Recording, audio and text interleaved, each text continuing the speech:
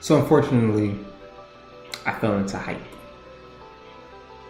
I hate falling into hype when it comes, especially when it comes to anime. But I kind of feel like this is a great video to make about, because honestly, I had to even rewatch it. This was a pretty good fight. So again, I don't know if I'm gonna call this webtoon fights or anime fights. I'm probably just gonna call it whatever. It'll be in the title of this video, but let's get into it. So today we're gonna talk about what's in a fight.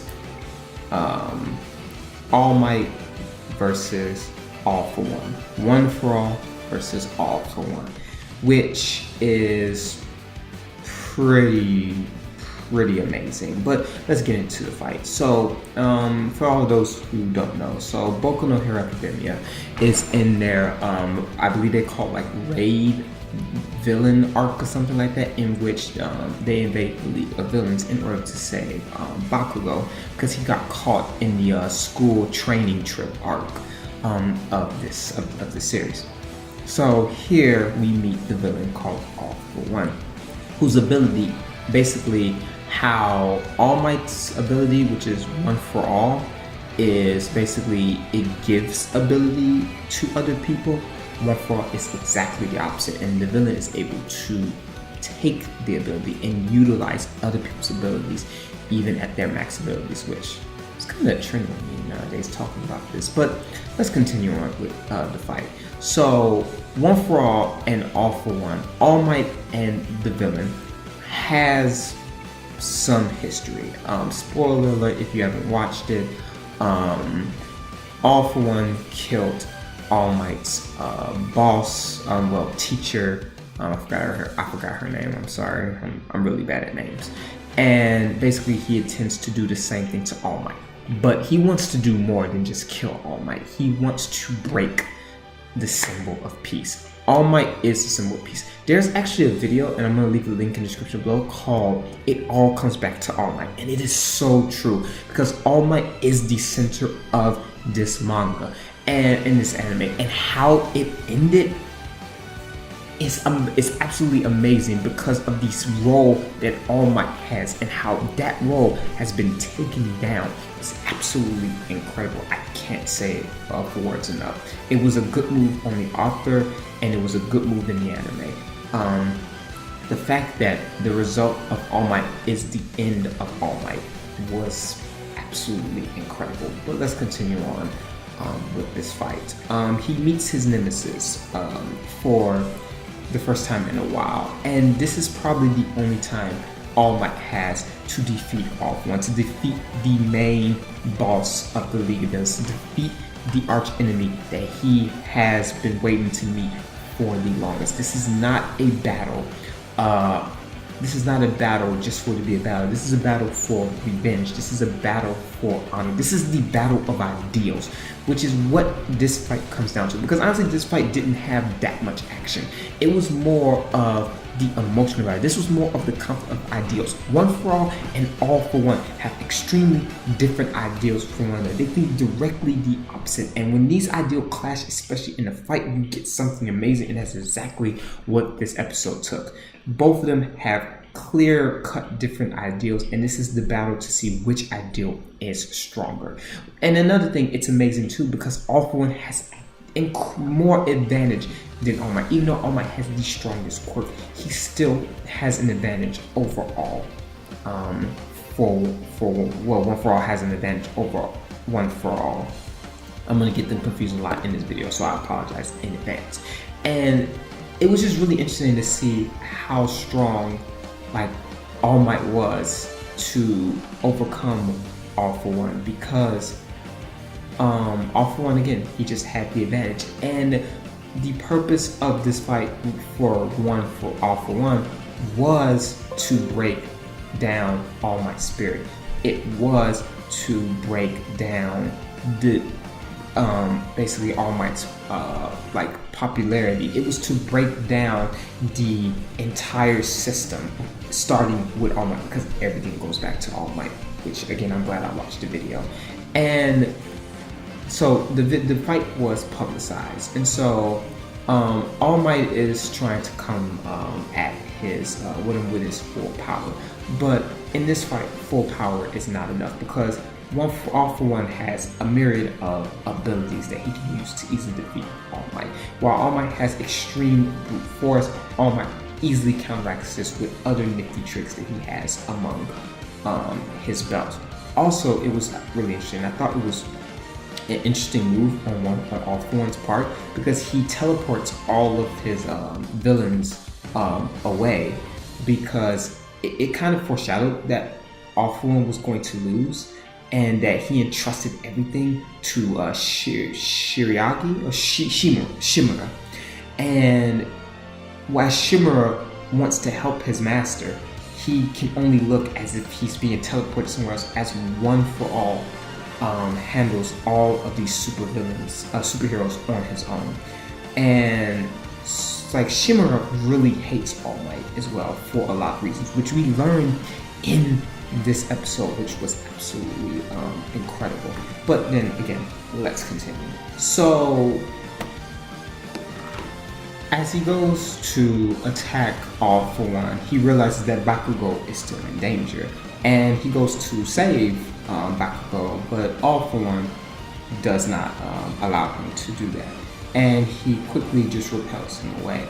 One of the things that I liked about All For One in this certain sequences is that he is exactly what a true villain would do in this situation, where it's that he's using what All Might values so dearly, what All Might represents, because he wants to break all of that down, as if he did with Nana Shimura. And he's using basically the citizens, he's using people around him because he knows that All Might is going to focus more on those people rather than the fight at hand, and that's the advantage that he has over All Might.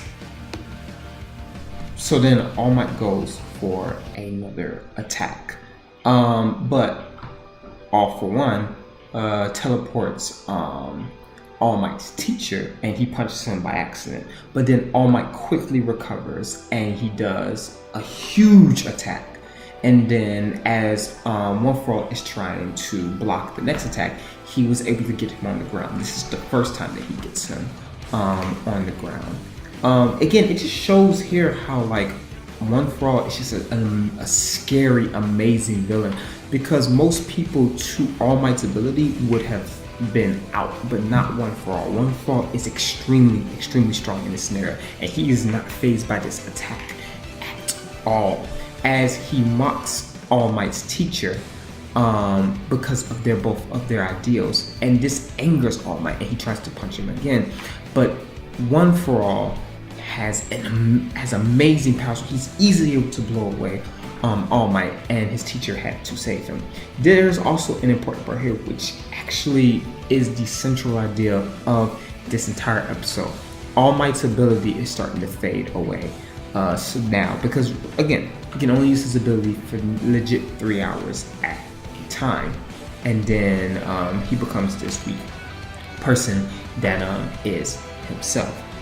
But it slowly starts to be deflated, and which is interesting is that this is on TV, but this is All For One's plan. This is his idea to not only defeat All Might, but also to break people's ideals about All Might. He wants to take everything away from All Might. He wants to destroy everything from All Might, because that's just who he is. And this is the beginning of this point where his form is starting to be deflated, and he is a mere shadow image of himself. And this is all on TV, so everyone from around the world is able to see All Might's form.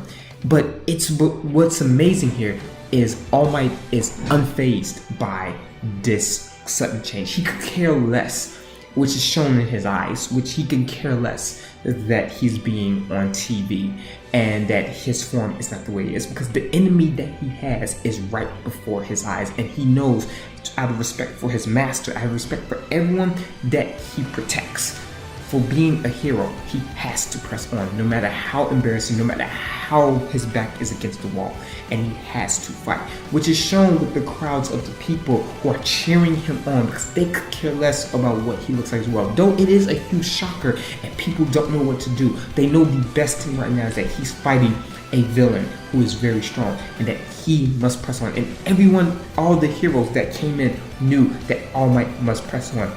This is a battle for himself. This is a battle for others. Everyone is pressing him on. You see Deku and Izuku are yelling, "Win! All Might, win!" And then everyone is, "Win! All Might!" And the heroes, even Endeavor, was like, regardless of your form, you have to win. There are people who still value as the number one hero.